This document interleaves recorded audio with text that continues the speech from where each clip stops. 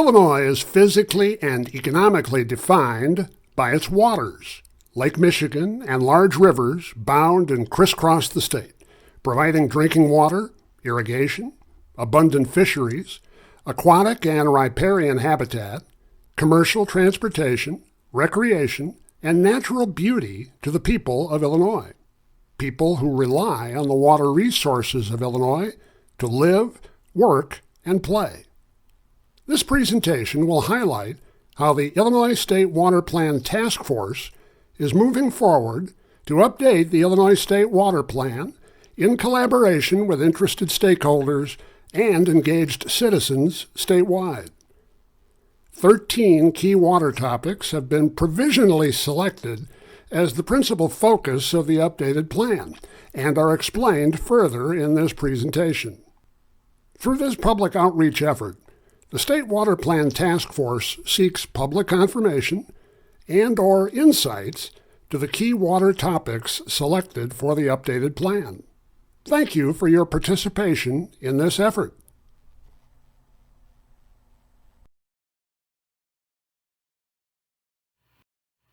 The state of Illinois was a pioneer in the development of a state water plan, with the first plan dating back to 1967.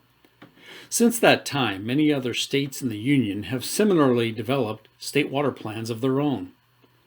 Governor Thompson created the State Water Plan Task Force of state agencies in 1980 and charged those agencies to develop a plan intended to provide policy and program guidance in water resource management. The task force delivered such a plan in 1984 and has worked on implementing recommendations of the plan since, but did not update the plan until now.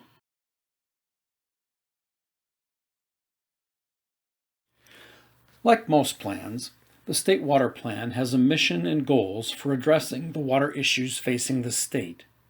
But more importantly, the updated State Water Plan provides opportunity for unified voices to spotlight key water issues in the state, including social and environmental justice issues inextricably linked to water and woven into the plan, and to recommend necessary changes and new ideas to elected officials and key leaders in the state of Illinois. While the individual water-related state agencies in Illinois are very broad in their authorities and responsibilities, this update to the State Water Plan seeks to provide a unified 5-year focus on key water topics in the state to help guide the state's water resources programs, expenditures, and activities in an equitable manner in these areas.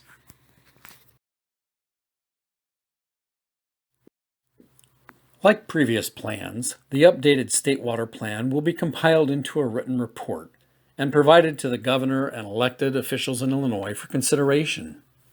However, unlike the previous plans, this update to the State Water Plan will also be easily accessible to the public on the internet, include GIS-based data and mapping where appropriate, be dynamic in nature, and include regular updates on recommended actions, policies, programs, and activities, and will identify evolving topics and issues in Illinois water resources. The State Water Plan Task Force, currently chaired by the Department of Natural Resources, has divided the plan update process into 3 steps shown here. The first of 3 planned outreach efforts shares the work of the task force in Step 1 to identify, prioritize, select, and assign lead agencies to key water issues/topics in the state, and to gain reactions and insights to the selected issues as the update process begins to move into Step 2. Step 2 includes creating specific work groups for each key topic to identify and develop recommended policies and program enhancements or new ideas and their benefits to the citizens of Illinois. The second of 3 outreach efforts will be scheduled near the completion of this step to again gain reactions and insights to the draft recommendations developed in Step 2. Step 3 includes combining and publishing a draft State Water Plan report and interactive website for consideration and discussion related to next steps for plan implementation and action. As the State Water Plan Task Force members began the research and outreach phase of updating the State Water Plan, the task force members compiled a list of all potential issues to address within the plan. This list included all the items listed in the 1984 plan, new ideas from the task force member, and input obtained from stakeholder groups. The compiled list is shown in the first column of the table. These issues were then evaluated by the task force members on a scale of 1 to 10 on their importance, with 10 being the most important. These evaluations were averaged and the results are shown in the second column. It was decided that instead of having 29 topics, many of these topics could be combined. The final column in the table shows which of the provisional 13 topics that these original topics were combined into. The number in this column corresponds to the number in the first column of the table on the following slide. Once the 13 topics were identified, the State Water Plan Task Force determined the lead for each topic.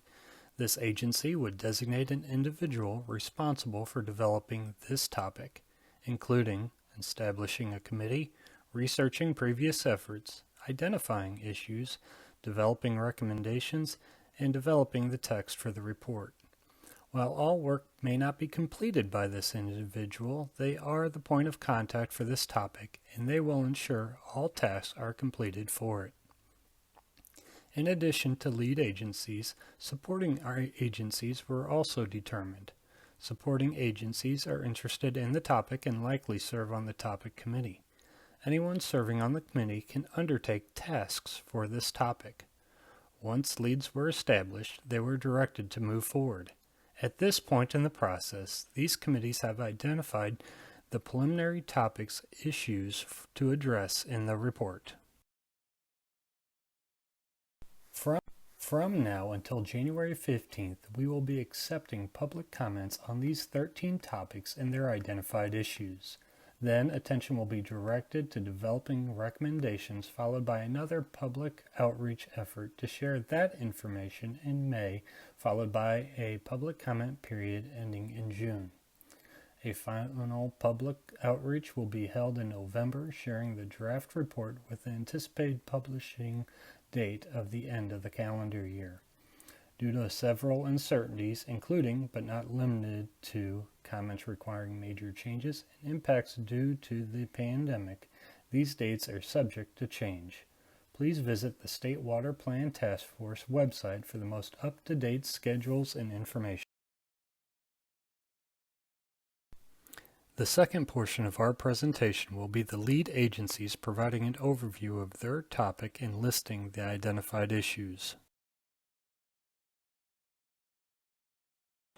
This is Rick Cobb with the Illinois Environmental Protection Agency. I'm going to be giving a quick overview of 5 recommended water quality issues to include in a new state water plan. First, under the drinking water program, to develop a corrective action plan to be approved by US EPA to fill staff vacancies and to do succession planning at Illinois EPA and the Illinois Department of Public Health. The second issue is under the heading of new and emerging issues beyond the Safe Drinking Water Act and US EPA regulations, including the development of PFAS, or per and polyfluoroalkyl substance maximum contaminant levels, lead and copper issues beyond federal regulations, dealing with Legionnaire's disease, and last, harmful algal blooms. The third issue is a crossover between the Clean Water Act, Safe Drinking Water Act, and the Illinois Groundwater Protection Act, and that's to come up with recommendations to deal with chlorides, increasing chlorides in northeastern Illinois. The fourth issue is under the Illinois Groundwater Protection Act, and that is to establish a permit and inspection funds, provide for staff and resources under Public Act 101-115, also known as the Coal Ash Prevention Act, to continue working with the Pollution Control Board on the adoption of Part 845 for coal ash surface impoundments to have those adopted by the statutory deadline, and also to propose updates to the groundwater quality standards for per and polyfluoroalkyl substances.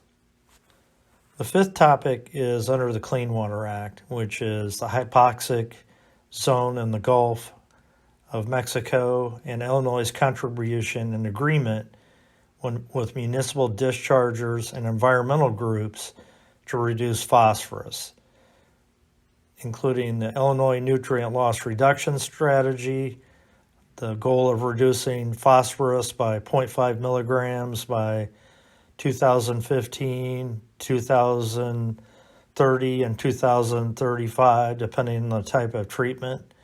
And lastly, the understanding and importance of the Havana real-time groundwater nitrate monitoring pilot. Thank you. The atmosphere is ultimately the source of water required for use by Illinois society.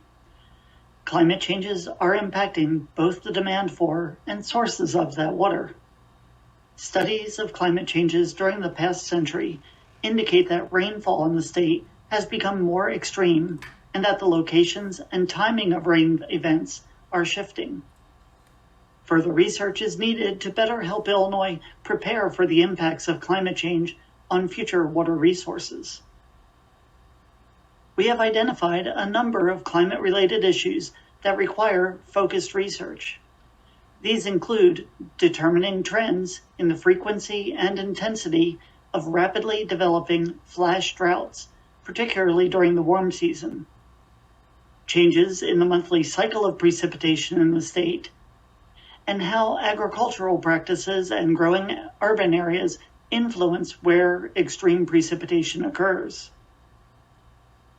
Climate change is expected to affect most areas described in the State Water Plan to varying degrees.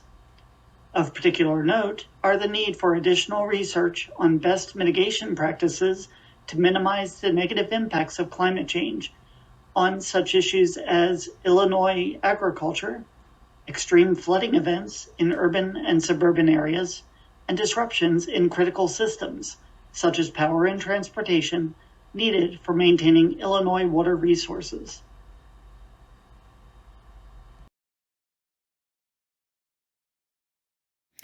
Integrated water management.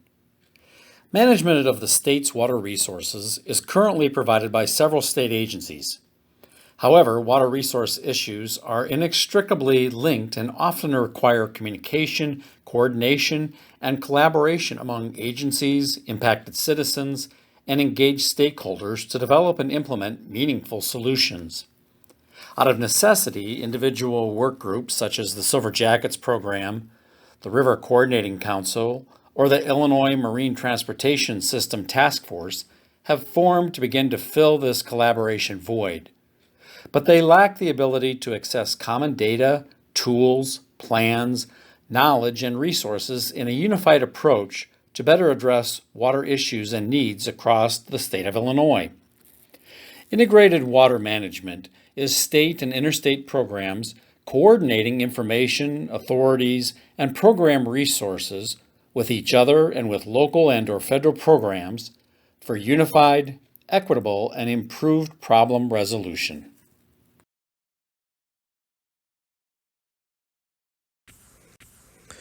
The purpose of this presentation is to go along with the slide talking about long-term funding issues for the state water plan. The state water plan is set up for state agencies, and idea in the plan should be adequately maintained and affordable by the state agencies. And basically the plan recommendations are trying to avoid any unfunded mandates in the state water plan. The Illinois EPA, for example, does not receive general revenue funding and relies on federal grants and fees to implement water quality programs, and there's more detail on that in the funding minutes on the state water plan webpage. Illinois EPA and the Illinois Department of Public Health have been looking at the drinking water state revolving funds set aside to address program shortfalls. And basically, the SRF cannot do it all. The NGOs have indicated that maybe the shortcomings of funding from the US EPA and a dedicated water revenue stream should be identified in the State Water Plan. And they'd like to work with the State Water Plan Task Force on developing a vision of how to achieve water funding through some combination of things such as rate structures, costs of service, etc.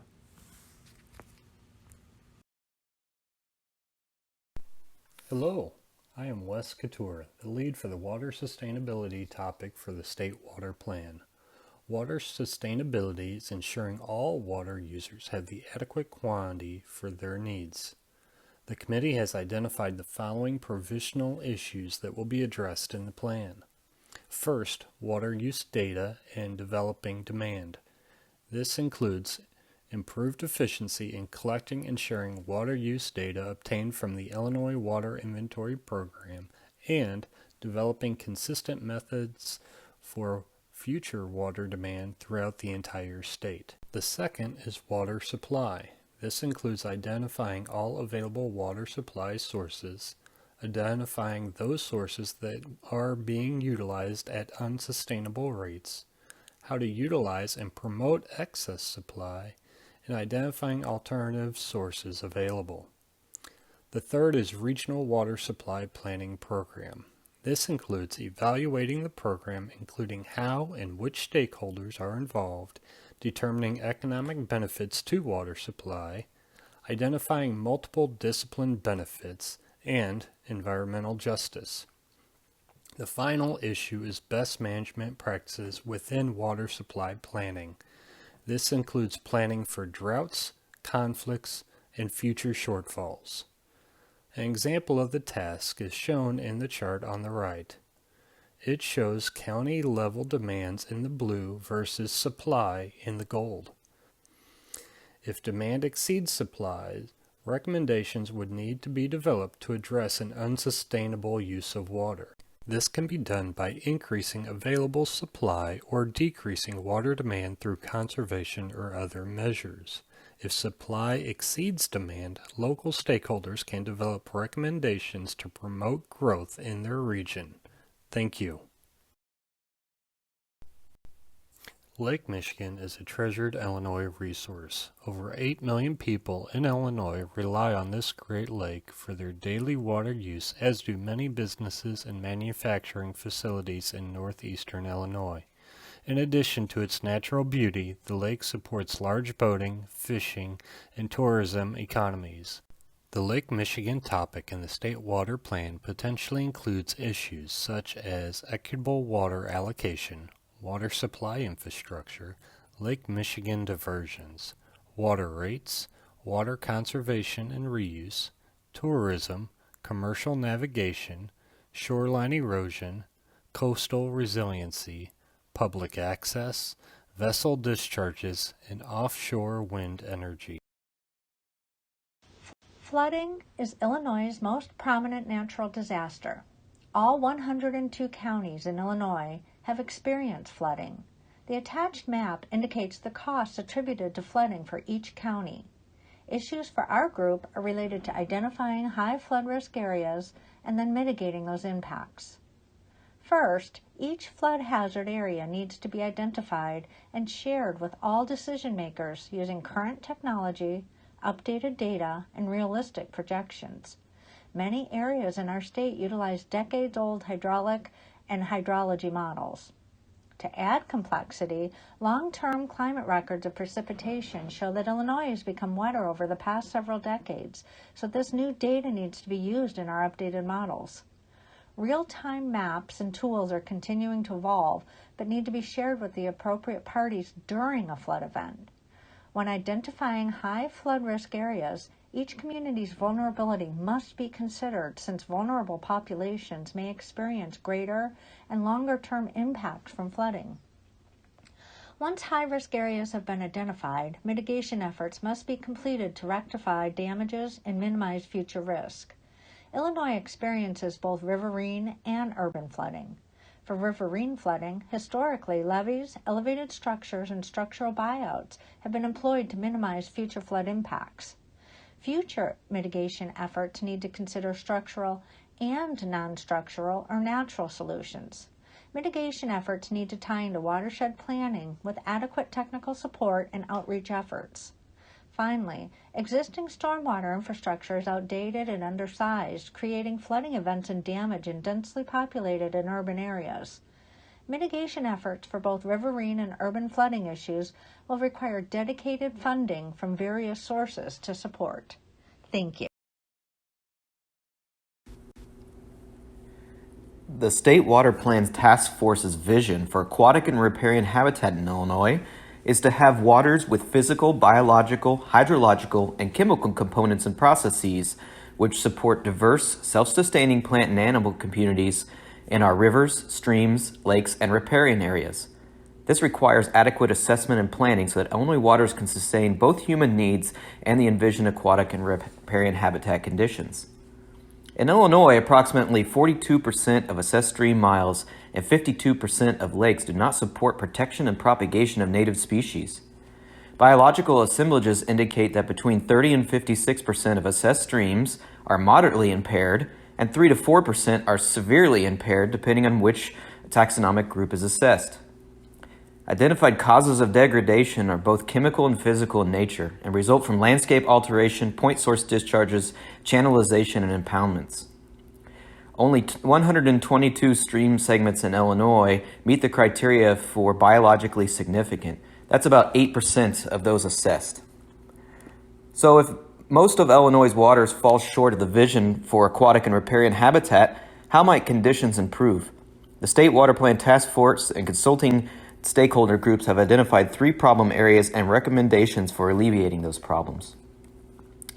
First, it's recommended that we develop strategies to enhance or protect aquatic and riparian habitat structure and processes. This could include expanding existing or developing new incentive programs that promote BMPs on private lands and implementing those BMPs on public lands as well.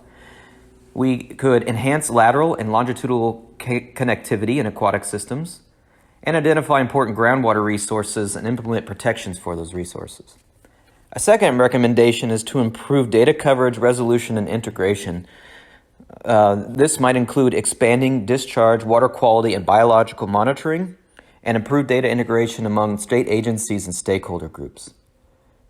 And the third recommendation is to improve prioritization of aquatic and riparian habitat in both state policy and law.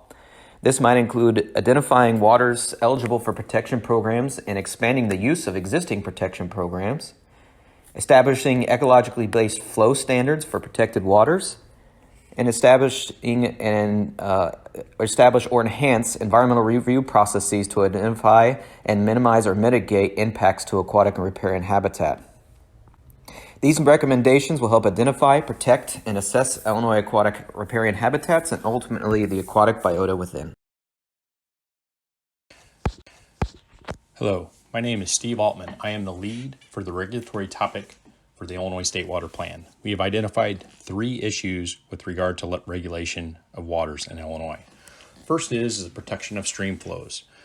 We're going to look and would ask the public to comment on if there is a need for expanded authority in this area. Second issue is clarification of authority and enforcement capabilities. What is currently covered under current authorities and regulation? Who is responsible? And do we want to expand this? And third is shortcomings of existing statutes. Where are the current gaps? How do we close the gaps? Does language need to be changed? Does new law need to be created?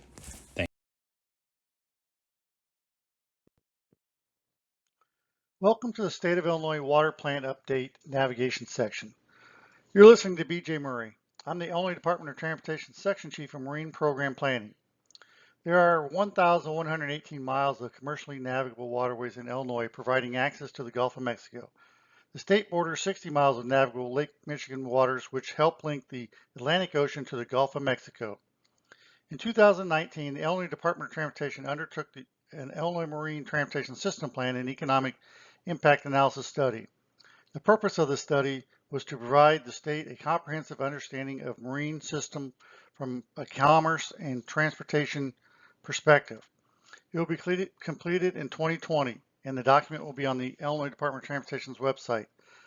The U.S. Army Corps of Engineers has jurisdiction over the majority of the infrastructure along the marine transportation system. However, the state coordinates with them in a variety of roles. Some of the greatest issues affecting the reliability of the navigation of the marine system are aging infrastructure, inadequate funding, limitations of size of vessels due to lock size, lock closures, inconsistent water levels, environmental considerations, and dredging. Modernization and maintenance are needed to help the U.S. maintain its global competitiveness. This is particularly important for Illinois corn and soybean producers. The locks were constructed in the 1930s to the 1950s, in a time when tows were smaller and there was less traffic on the waterways. The antiquated lock facilities limit the system's modern capacity. Environmental considerations include limited floodplain access, declining aquatic plant and animal life diversity, erosion damage to shorelines, and sediment buildup. Currently, plans are being developed to create passages for wildlife through locks and dams, to construct structures to prevent erosion, and to better fund dredging, keeping navigational channels clear. These solutions can help maintain even increase diversity movement in our waterways.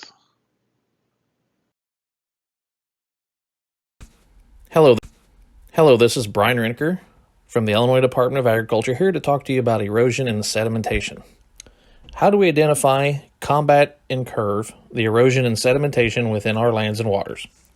One way is the nutrient loss reduction strategy, which its overall objective is to improve water quality not only in Illinois, but downstream, and to reduce the hypoxic zone in the Gulf of Mexico. This strategy sets a long-term goal of reducing loads from Illinois for total phosphorus and total nitrogen by 45%, with the interim reduction goals of 15% nitrate and nitrogen and 25% total phosphorus by 2025. This strategy has input from several state agencies and private partners, for example, the Illinois Department of Ag, IDNR, IEPA, and U of I Extension, just to name a few. As identified in the strategy, three sectors, agriculture, point source, and urban stormwater, respectively, are sources of nutrient loss in Illinois. For each of these sectors, measures of implementation help provide a full scope of efforts and accomplishments in the state to achieve strategy goals. Further, Illinois has a robust water quality monitoring network that provides data to calculate nutrient loads both within and leaving its borders. This knowledge is essential to assess progress in meeting the goals of the strategy and to identify any necessary adjustments.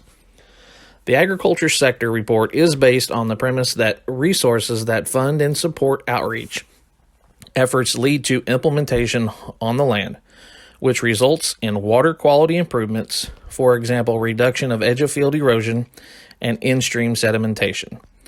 One of the strategy's interim goals is a 25% reduction of phosphorus discharge by 2025.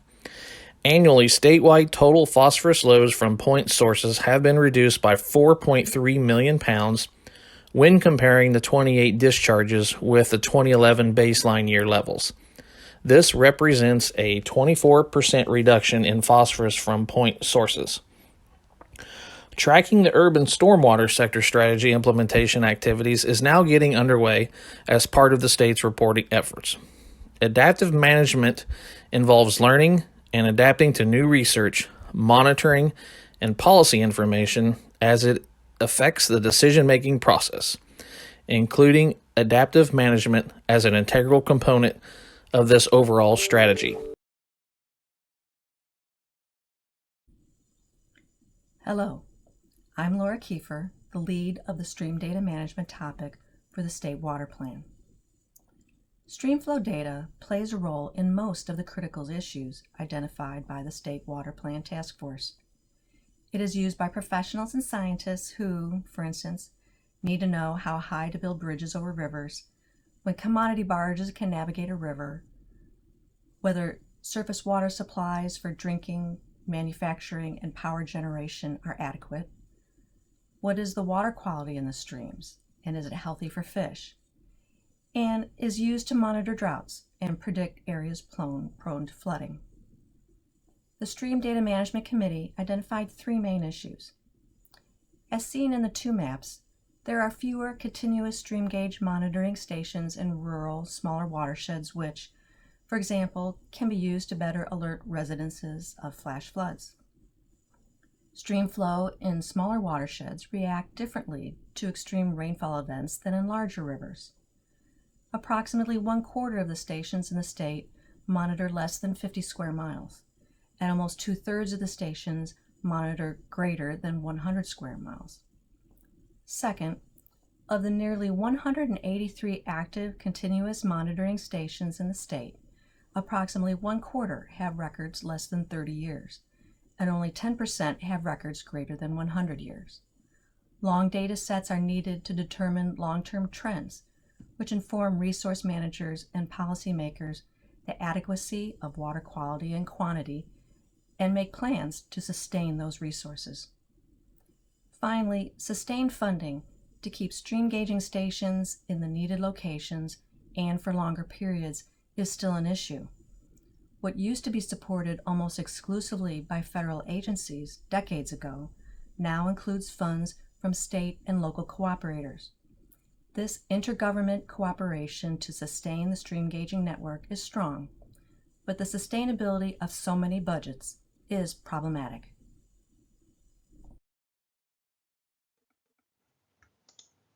Hello, my name is Seth Love. Myself and Brendan Caputo are co-chairs of the Water-Based Recreation Committee of the State Water Plan. The Recreation Committee has been tasked with identifying key issues which need addressed to ensure continued water recreation opportunities in Illinois. The first issue is improved access, which includes not only making more water bodies available for public use, but also maintaining those which are already being used. Water recreationists are always looking for places to go with good access and/or facilities. An effort should be made to increase the number of public water where appropriate and maintain these sites as needed. The second issue is decreasing Asian carp abundances. Asian carp are an invasive species found in a number of large rivers in Illinois.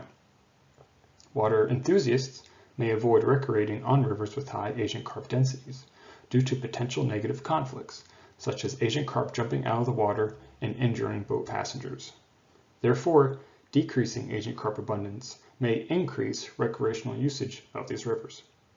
The third issue is increasing recreational opportunity awareness. Illinois has some amazing waterways and water bodies.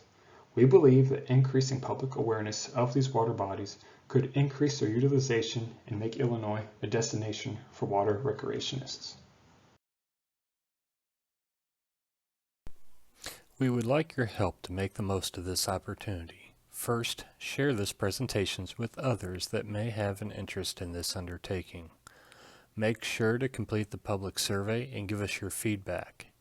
In that, note if there were major topics or issues missed.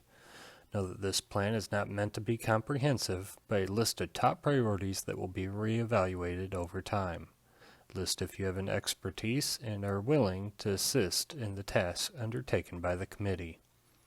If you have any further questions, please attend the live Q&A sessions. Lastly, we as state employees ask for your support. The topic leads have volunteered from their busy schedules to help develop this plan. This is not a legislative mandate, but initiated by the task force without additional resources. Be considerate and know that all members must still fulfill their regular requirements of their positions. We thank you for this in advance. Thank you for your interest in the Illinois State Water Plan. Please plan to participate in one of the virtual outreach sessions scheduled for December 1st, 2nd, and 3rd, or complete an outreach survey. Information about the virtual outreach sessions and access to the outreach survey is available on the website noted on this slide. This concludes the presentation. Thank you.